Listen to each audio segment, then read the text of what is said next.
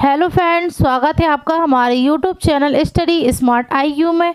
और मैं हूं सबा परवीन और आज हम फिर पढ़ने जा रहे हैं RRB NTPC 2025 के लिए GK GS की क्लास, जिसमें हम डिस्कस कर रहे हैं प्रीवियस ईयर क्वेश्चन। और ये हमारी क्लास 62 है और इससे पहले हम 61 क्लासेस कर चुके हैं।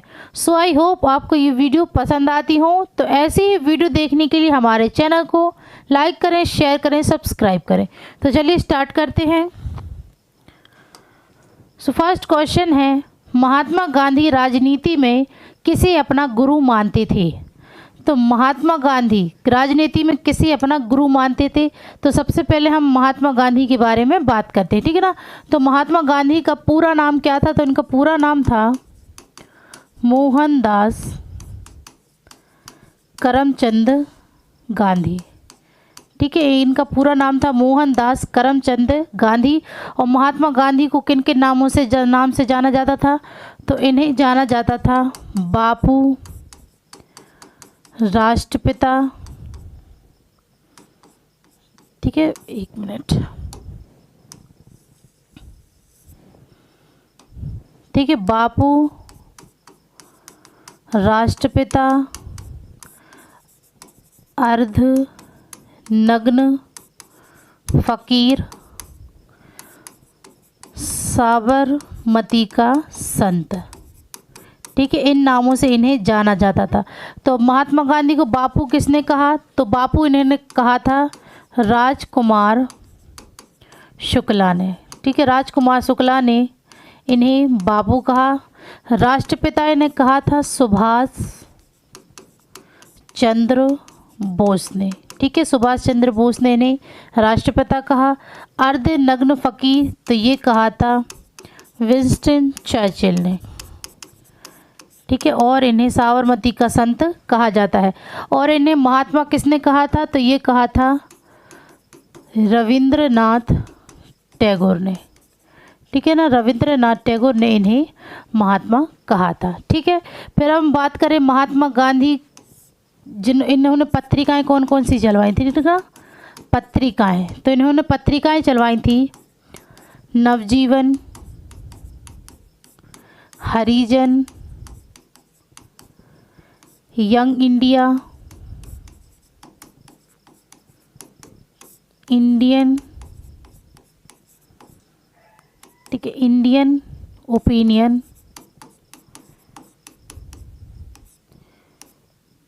ठीक है, इंडियन ओपिनियन। ये इनकी पत्रिकाएं थी महात्मा गांधी की। फिर बात करें इनकी पुस्तक और कौन सी थी महात्मा गांधी की? तो इनकी पुस्तक थी हिंद स्वराज, गोखले, माय पॉलिटिकल गुरु, मेरे सपनों का भारत,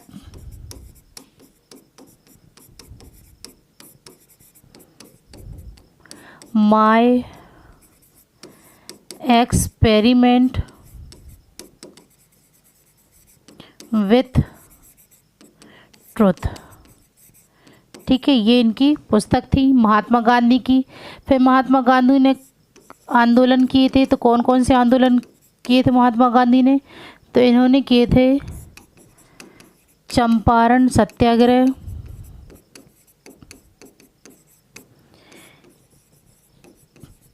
खेड़ा सत्याग्रह, रॉलेट सत्याग्रह,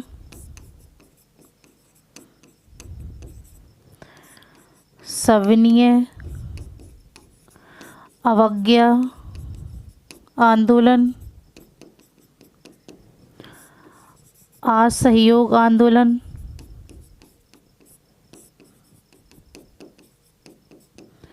भारत छोड़ो आंदोलन,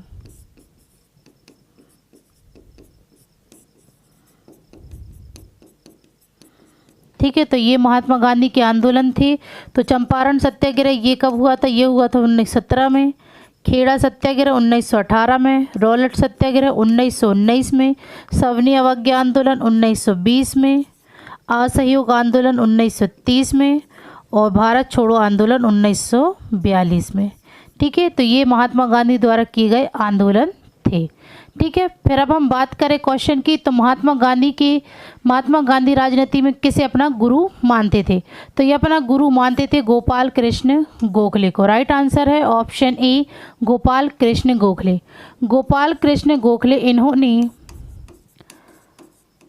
सर्वेंट्स ऑफ इंडिया सोसाइटी की स्थापना की। ठीक है, और ये महात्मा गांधी के राजनीतिक गुरु थे। फिर बात करें हम रायचंद भाई की, तो रायचंद भाई ये महात्मा गांधी के आध्यात्मिक मार्गदर्शक के रूप में जाना जाता है। ठीक है ना, मार्गदर्शक के रूप में इन्हें जाना जाता है। फिर बात करें लाला लाजपत राय की, तो लाला लाजपत राय इन्हें पंजाब का शेर और पंजाब केसरी के नाम से इन्हें जाना जाता है, लाला लाजपत राय को। ठीक है, और लाला लाजपत राय इन्होंने पंजाब नेशनल बैंक की स्थापना की। ठीक है, और यह गरम दल के नेता थे। ठीक है, गरम दल के नेता थे लाला लाजपत राय। फिर अब हम बात करें बाल गंगाधर तिलक की, तो बाल गंगाधर तिलक इन्हें लोकमान्य तिलक के नाम से जाना जाता है। ठीक है ना, इन्हें लोकमान्य तिलक के नाम से जाना जाता है, और इन्हें भारतीय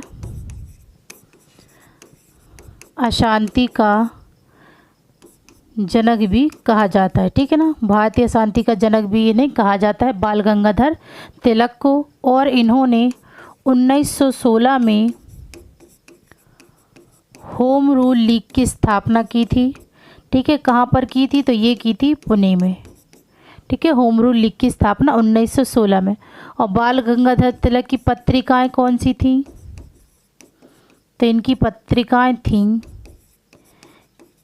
केसरी, जो कि मराठी भाषा में थी, और मराठा, जो कि अंग्रेजी भाषा में थी। ठीक है, तो ये सारी डिटेल है इस क्वेश्चन की, तो आप इसे अच्छे से नोट कर लीजिएगा।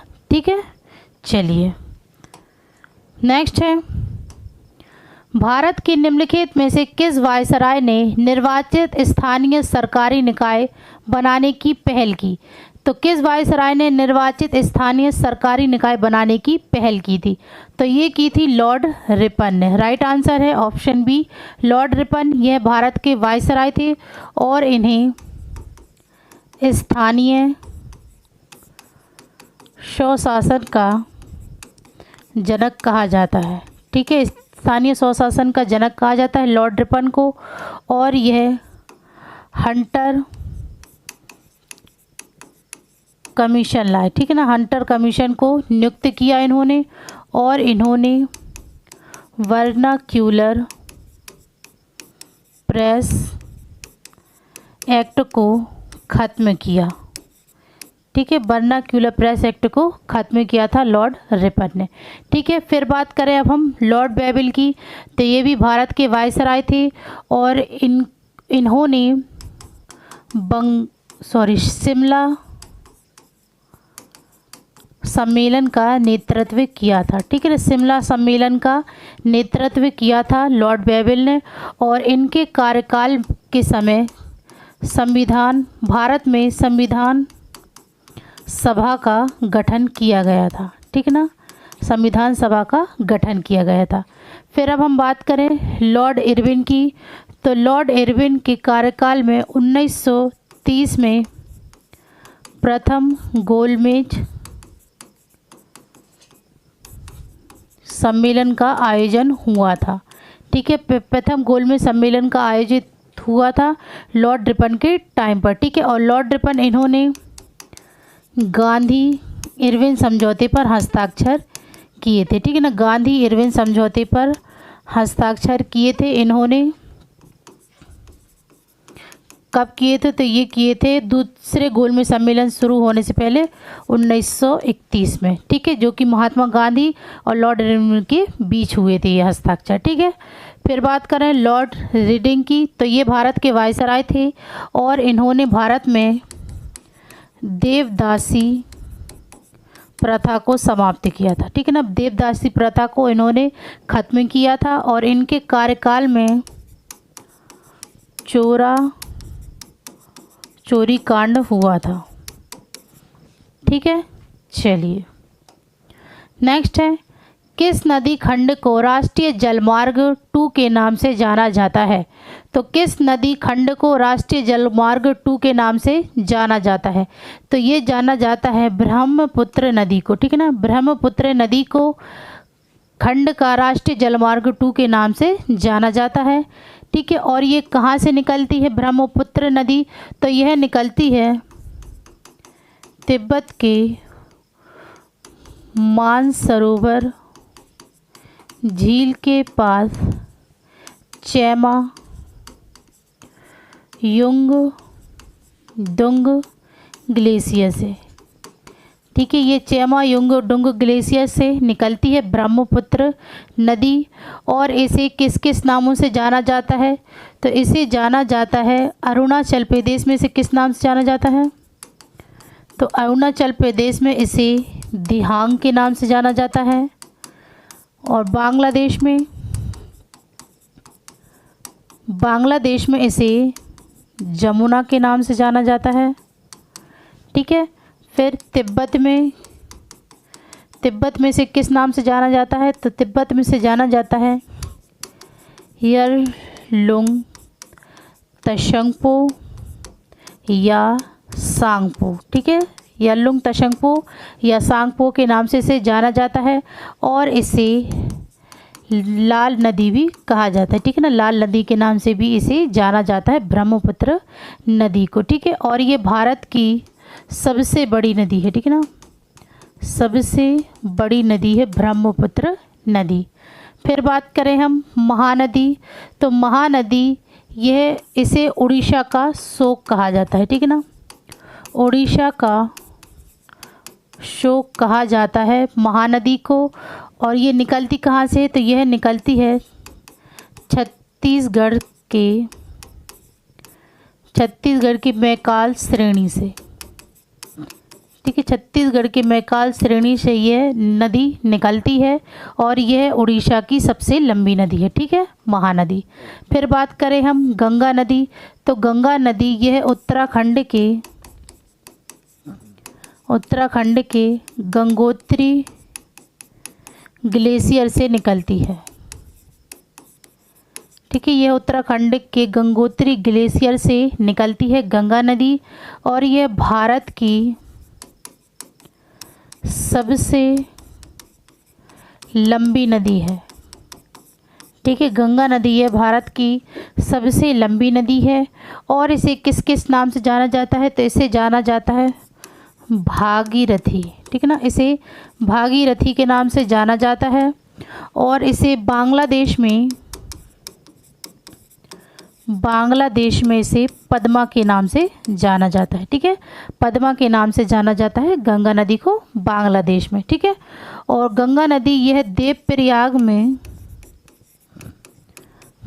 भागीरथी और अलकनंदा से मिलकर यह गंगा नदी बनती है, ठीक है। फिर बात करें हम गोदावरी नदी, तो गोदावरी नदी यह महाराष्ट्र के त्र्यंबकेश्वर पश्चिमी घाट से निकलती है, ठीक है। गोदावरी नदी यह महाराष्ट्र के त्र्यंबकेश्वर के पश्चिमी घाट से ये निकलती है और इसे दक्षिण गंगा और बृहद गंगा के नाम से भी जाना जाता है गोदावरी नदी को। और यह गंगा नदी के बाद भारत की दूसरी सबसे लंबी नदी है। ठीक है, ये गंगा नदी के बाद भारत की दूसरी सबसे लंबी नदी है गोदावरी नदी। ठीक है, चलिए नेक्स्ट है 2020 के स्वच्छ सर्वेक्षण पुरस्कार में किस शहर ने दूसरा स्थान हासिल किया है? तो 2020 के स्वच्छ सर्वेक्षण पुरस्कार में किस शहर ने दूसरा स्थान हासिल किया था? तो ये किया था सूरत ने। और पहला स्थान हासिल किसने किया था? तो पहला स्थान किया था इंदौर ने। ठीक है, इंदौर ने पहला स्थान हासिल किया था स्वच्छ सर्वेक्षण पुरस्कार में। ठीक है, नेक्स्ट है निम्नलिखित में से किस राज्य में भारत में सबसे अधिक पवन ऊर्जा उत्पादन होता है? तो किस राज्य में भारत में सबसे अधिक पवन ऊर्जा उत्पादन होता है? तो ये होता है तमिलनाडु में। ठीक है ना, राइट आंसर है ऑप्शन डी, तमिलनाडु में सबसे अधिक पवन ऊर्जा उत्पादन होता है। नेक्स्ट है विश्व की सबसे लंबी रेल लाइन कौन सी है? तो विश्व की सबसे लंबी रेल लाइन तो ये है trans Siberian railway. Right answer है option D, trans Siberian railway. Next है लिटमस बिलियन डैश से प्राप्त होता है? तो लिटमस बिलियन यह लाइकेन से प्राप्त होता है। राइट आंसर है ऑप्शन डी। नेक्स्ट है भेल का पूर्ण रूप क्या है? तो भेल का पूर्ण रूप है भारत हैवी इलेक्ट्रिकल्स लिमिटेड। तो इसका राइट आंसर होगा ऑप्शन ए। ठीक है, नेक्स्ट है 2019 के लिए विश्व आर्थिक मंच के वैश्विक प्रतिस्पर्धात्मकता सूचकांक में भारत का रैंक क्या है? तो 2019 के लिए विश्व आर्थिक मंच के वैश्विक प्रतिस्पर्धात्मक सूचकांक में भारत का रैंक, तो भारत का रैंक है 68वां रैंक है। ठीक है ना, 68 रैंक है भारत का। नेक्स्ट है ओपेक का मुख्यालय कहाँ स्थित है? ओपेक का मुख्यालय ये वियना में स्थित है। राइट आंसर है ऑप्शन ई, वियना। और इसकी स्थापना कब हुई थी ओपेक की? तो ये हुई थी 1960 में बगदाद में। ठीक है, ओपेक की स्थापना हुई थी 1960 में बगदाद में। ठीक है, नेक्स्ट किस सार्वजनिक क्षेत्र के उद्यम को महारत्न का दर्जा प्राप्त है? तो किस सार्वजनिक क्षेत्र के उद्यम को महारत्न का दर्जा प्राप्त है? तो इसका दर्जा प्राप्त है इंडियन ऑयल कॉरपोरेशन लिमिटेड को। ठीक है, राइट आंसर है ऑप्शन ए। नेक्स्ट है किसी भी कंप्यूटर सिस्टम का मस्तिष्क किसे कहा जाता है? तो कंप्यूटर सिस्टम का मस्तिष्क कहा जाता है सीपीयू को। ठीक है, राइट आंसर है option A, CPU, central processing unit. Next है ग्रीन हाउस गैसों का सबसे बड़ा उत्सर्जक कौन सा है? तो ग्रीन हाउस गैसों का सबसे बड़ा उत्सर्जक क्षेत्र है तो ये है ऊर्जा। राइट आंसर है ऑप्शन सी। नेक्स्ट है कंप्यूटर का जनक किसे माना जाता है? कंप्यूटर का जनक तो ये माना जाता है चार्ल्स बेबेज को। राइट आंसर है ऑप्शन ए। नेक्स्ट है असम में सबसे पहले तेल का कुआं कहाँ खोजा गया था?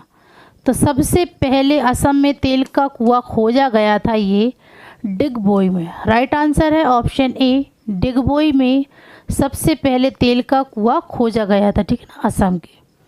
नेक्स्ट है जिस क्षेत्र में किसान केवल सब्जियों के विशेषज्ञ होते हैं इस प्रकार की खेती को कहा जाता है?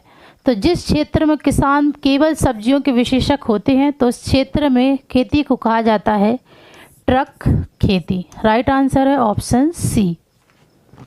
नेक्स्ट है पब्लिक अफेयर इंडेक्स के 2020 के अनुसार निम्नलिखित में से कौन सा राज्य देश में सर्वश्रेष्ठ शासित राज्य के रूप में उभरा है? तो पब्लिक अफेयर इंडेक्स 2020 के अनुसार तो ये उभरा है केरल राज्य। ठीक है, राइट आंसर है ऑप्शन ए। नेक्स्ट है गति के 3 नियम किसके द्वारा प्रतिपादित किए गए थे? तो गति के 3 नियम यह किसके द्वारा प्रतिपादित किए गए थे? तो यह किए गए थे न्यूटन के द्वारा। ठीक है, तो गति के 3 नियम कौन से थे? तो पहला था जड़त्व का नियम। ठीक है, जड़त्व का नियम, फिर द्रव्यमान और त्वरण का नियम, फिर है गति का तीसरा नियम। ठीक है, चलिए नेक्स्ट है भारतीय हाई स्कूल छात्र टीम द्वारा निर्मित और नासा द्वारा प्रक्षेपण किए गए पहले छात्र उपग्रह का नाम बताइए। तो भारतीय हाई स्कूल छात्र टीम के द्वारा निर्मित नासा द्वारा प्रक्षेपण किए गए पहले छात्र उपग्रह का नाम, तो पहले छात्र उपग्रह का नाम था कलाम उपग्रह। राइट आंसर है ऑप्शन ए कलाम उपग्रह। इसका नाम रखा गया था डॉक्टर APJ अब्दुल कलाम के नाम पर। ठीक है, डॉक्टर APJ अब्दुल कलाम के नाम पर इस उपग्रह का नाम रखा गया था। ठीक है ना, और डॉक्टर APJ अब्दुल कलाम ये भारत के राष्ट्रपति रहे। ठीक है, नेक्स्ट है नवंबर 2020 में मुंबई में प्रक्षेपण की गई कलवरी श्रेणी की पनडुब्बी का नाम बताइए। तो नवंबर 2020 में मुंबई में प्रक्षेपण की गई कलवरी श्रेणी की पनडुब्बी का नाम, तो इस पनडुब्बी का नाम है INS बागीर। राइट आंसर है ऑप्शन बी।